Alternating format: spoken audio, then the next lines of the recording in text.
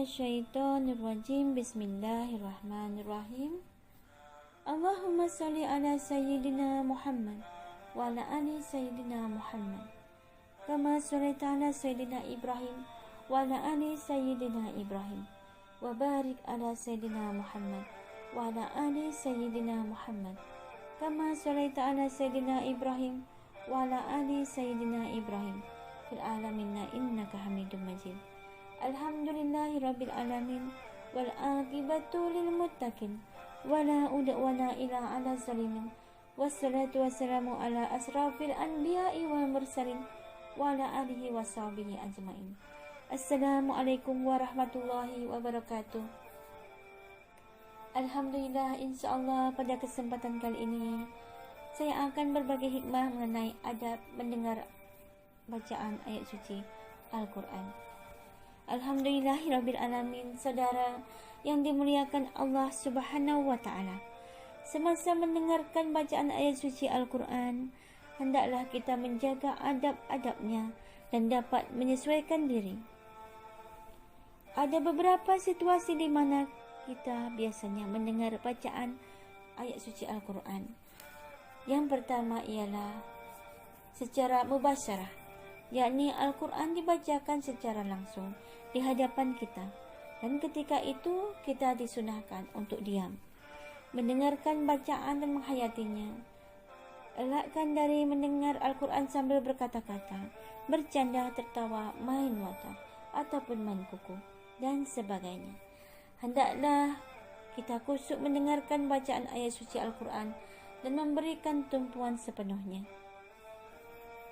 Karena sesungguhnya ketika Al-Quran dibaca, bersamaan itu turunlah juga rahmat dari Allah Subhanahu wa ta'ala. Oleh itu, sebaik-baik adab ialah diam, mendengarkan dan menghayatinya, supaya kita memperoleh curahan rahmat dan hikmah dari Allah Subhanahu wa ta'ala.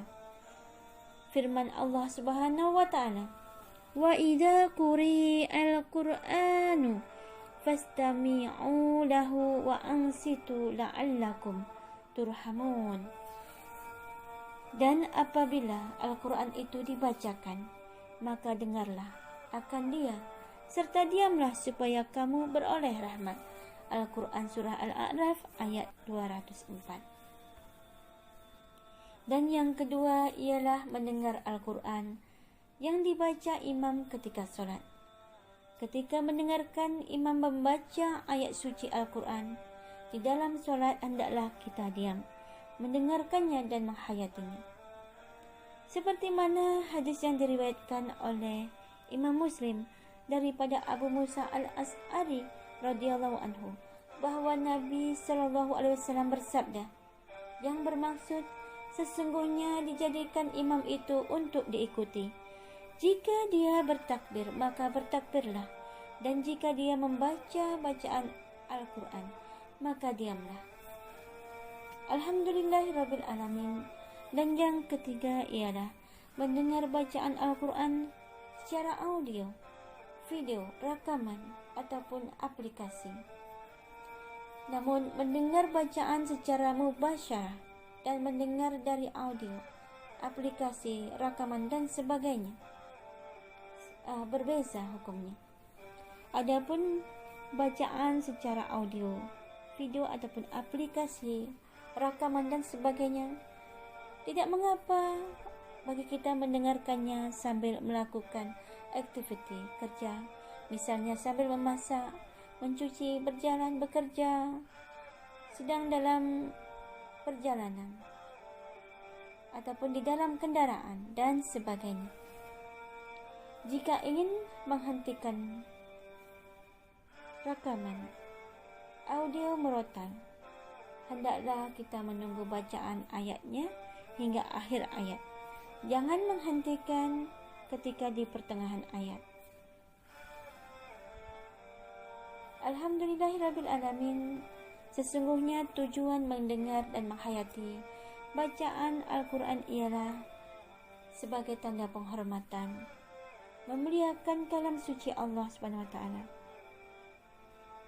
menjunjung tinggi kalam suci Allah Subhanahu wa Ta'ala, supaya kita dapat mentaati segala perintah Allah Subhanahu wa Ta'ala dan pesan-pesannya, dan meninggalkan segala larangannya, supaya kita dapat beristighfar ketika mendengar ayat yang menunjukkan kemurkaan Allah Subhanahu wa Ta'ala atas sebab dosa-dosa perbuatan yang dilakukan oleh umat manusia, dan supaya kita dapat merasa senang dan mensyukuri ketika mendengar ayat yang menyebutkan mengenai kurniaan dan nikmat dari Allah Subhanahu wa Ta'ala, dan supaya kita dapat merasa bahagia dengan balasan kebaikan bagi orang-orang terdahulu yang mentaati perintah Allah Subhanahu wa Ta'ala, dan supaya kita dapat merasa takut ketika mendengar ayat ancaman dan siksa api neraka